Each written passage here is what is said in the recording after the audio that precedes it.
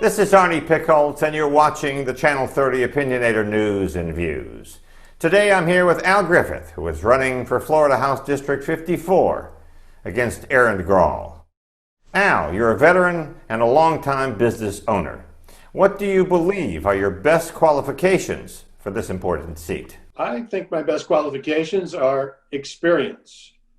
At my age, I have experienced a lifetime full of everything. So as a business owner, actually I was a tradesman. I was a carpenter originally, owned a construction company, did that for 24 years. And then for the last 24 years, was a community association manager, which is basically being the executive director of mini microcosms of government, right? Community association is a condominium, a co-op. And working in that environment, you certainly get to know how to work with people and boards and to get things done and to do budgets and to be able to make things happen that are fiscally capable. So what do you think are the major issues in this election for the district? The major issues for the district is the major issue for the state of Florida. It's been under one-party rule for over 21 years. The entire legislature and the governor's mansion have been controlled by one party. So the major issue, so every ill or problem with the state of Florida can be laid at the feet of the legislature and the governor. And because it's by their decision, their rule, that it is the way it is today. So the first major issue was going to be healthcare until COVID happened, but COVID and healthcare are pretty synonymous. So it is COVID. This economy will never open up because the majority of people don't trust it because of COVID. Until COVID is defeated, until people act responsibly, and until there's a vaccine, we are not going to see an economy that's going to feel confident enough to open fully. And so that's a major problem. Education here, teachers are not paid enough. The environment, I lived here in 63, 64, when I was just starting high school in Clearwater in the West Coast. It was a different Florida, I can tell you. You could see to the bottom of every body of water. You never saw an algae bloom. You never saw brown outflows from rivers. You never saw, you saw a sky full of birds. Not a smattering of birds flying around. I mean, large flocks of birds. This place was pristine. So the environment is not doing too well. Florida is a very business-friendly state. And sure, I've been a businessman my whole life. So yeah, I'm all for business, but not at the expense of the residents, of the taxpayers. Businesses get too good a deal, and the taxpayers wind up paying a piece of that good deal. And I don't think they're reaping the reward with low-paying jobs. So, we need to kind of balance the playing field. Because guess what? Without workers, business can't function. So a lot of people seem to miss that in the equation. Al, if you were elected to represent District 54, what would be your broadest objectives going into the job? My broadest objective is, and the thing that kind of got me into this race, and the thing that has always bothered me my whole life, is injustice and inequality. And there are many laws in this state that are arcane. They are throwbacks to Jim Crow. And it's just, everything needs to be re-examined. Everything needs to be looked at. We need to understand, the criminal justice laws here, we have stand your ground, we have mandatory minimum sentencing. We are incarcerating people of color at disproportionate rates, that's injustice. That's inequality. I mean, when you have that in society, you'll never have a balanced society. It'll just never work. So for me, it's to work with the legislature, and obviously my party needs to get a majority, but if we get a good number of new people in there, we can start making some noise and start getting some legislation proposed, and we can start to turn the tide to make people believe that things can be better, that Florida can be a place for everyone. I happen to be an of the people, by the people, for the people kind of guy. So, yeah. And, going into the future, we need to look at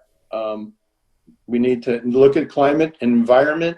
The Green New Deal gets jumped on as some socialist plot, but at the end of the day, that's where it's going. I mean, even the major oil industry folks are investing in renewables, and I'm sure they were kind of amazed at all the coal jobs that were going to come back and save America. So those are kind of the things that I would say for openers, but I really want to see an all-inclusive government where everyone's represented and everyone gets a fair shake.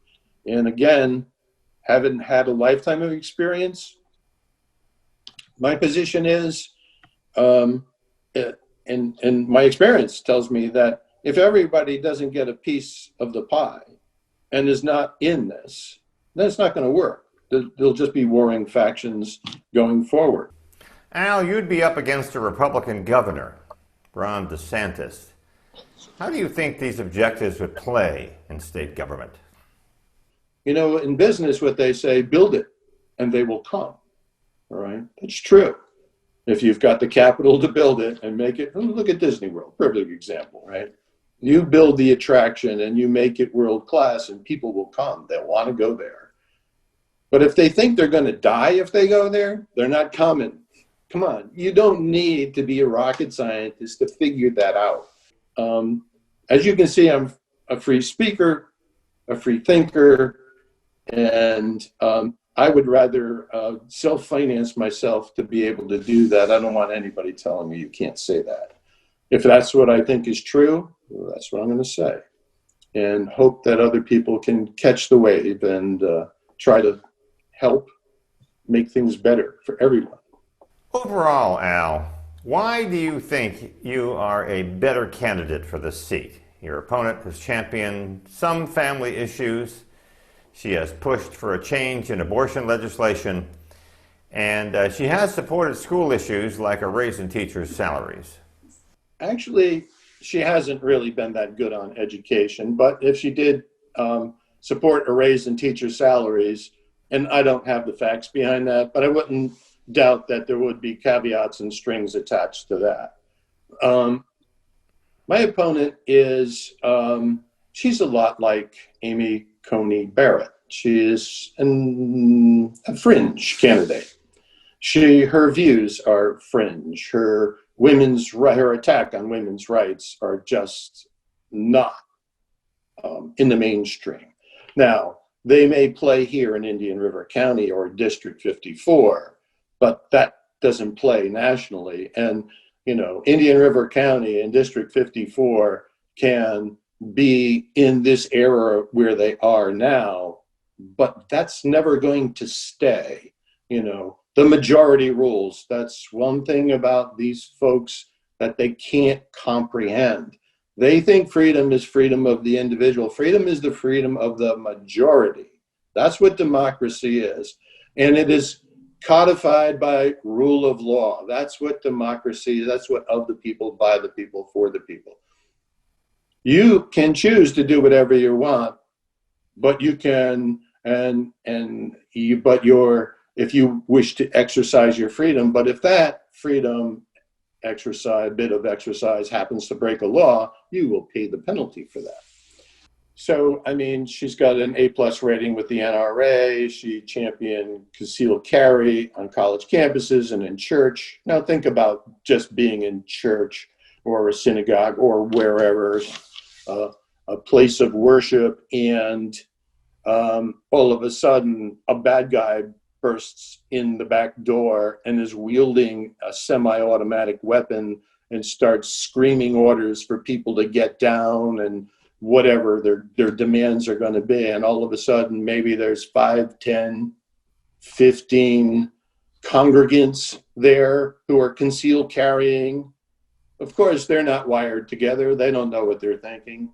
And all of this tension, and all of a sudden, one of them pops up, pulls out their gun, and starts firing at that guy.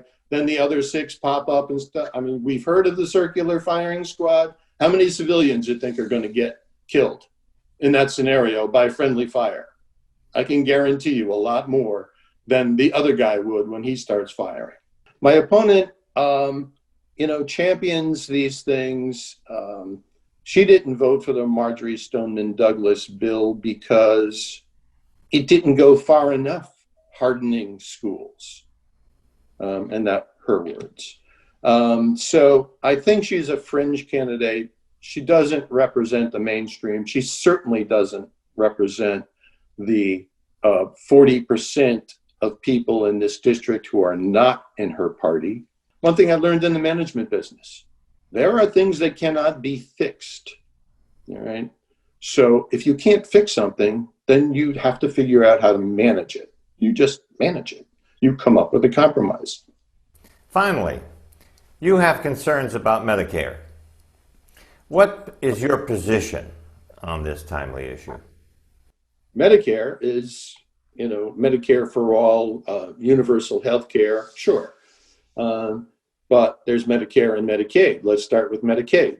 Medicaid, all states are able to take Medicaid. This state has refused Medicaid. Now, 650,000 Floridians who can't afford insurance would be insured by the federal government with dollars that we have already paid the federal government, that our state government, in its eminent wisdom, has decided we don't want to take that money. Why? To hurt poor people? To have people uninsured and sick? Because when sick people go to hospitals, hospitals treat them. They'll find a hospital to treat them. And what does a hospital do when that sick person who doesn't have money can't pay them? They send a bill to Tallahassee. And Tallahassee sends some pittance back to the hospital. Otherwise, the hospital's going out of business. All right. So it's actually, there are studies that basically say that if Florida took Medicaid expansion, they would insure 650,000 people, and they'd have roughly $750 to $1 million in surplus by entering the program. So where's the logic in not taking that? Because, this concept that, everybody will be on the dole. I mean, people don't want to work. People are lazy. That's just a myth, and it's wrong. People want to work. People want to be something, right? They, if you see people who are downtrodden and they're really in tough shape and they're homeless, there's a lot of factors. But I think that got them there. But I think society and the way people are treated contributes heavily to that, but like taking programs like Medicaid expansion away. So that's entry level for Florida, but Medicare, sure. I mean, Medicare is essentially for the elderly, right? 65, that's when you get Medicare. That's the concept is, Social Security is an insurance program. They talk about it. People talk about it like it's a giveaway. We paid into that out of our salary. Same thing with Medicare. We paid into it. If it's not funded properly, that's not our fault. It's the government's fault. They didn't ask for enough money, right, to fund it if you're going to give the benefit. But, if you want to also talk about a related Social Security, which is technically parallel to Medicare, the federal government owes them almost $3 trillion they borrowed from the trust fund. And it's backed by the full faith and credit of the United States of America. Those used to be big words, but the full faith and credit of the United States of America, not a big, warm, fuzzy guarantee anymore. I can tell you that. Thank you, Al Griffiths, and thank you for watching Channel 30 Opinionator News and Views. I'm Marnie Pickles, and we'll see you next time.